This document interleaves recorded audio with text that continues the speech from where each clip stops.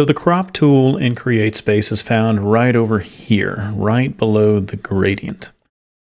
Now, if you're not seeing the crop tool, it could be because you are showing the knife tool. And if you remember, any button, any tool that you see here that has a little black triangle, it means that there's several buttons lying underneath there.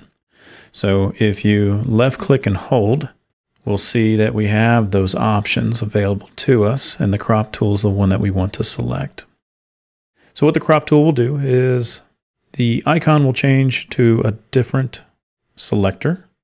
You can see the square in the bottom right of the mouse icon.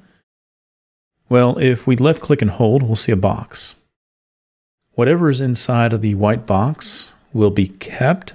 Anything in the shaded gray will be lost because of the crop. So I'm going to hit the enter key to accept, and you can see that we just lost the trunk of the tree.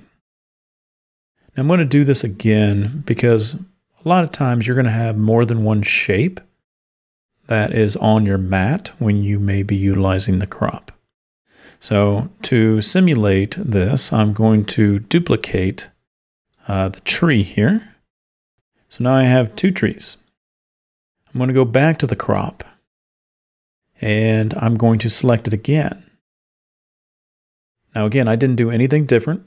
I have multiple shapes on my mat. If I hit the enter key, you can see that I lost the other shape.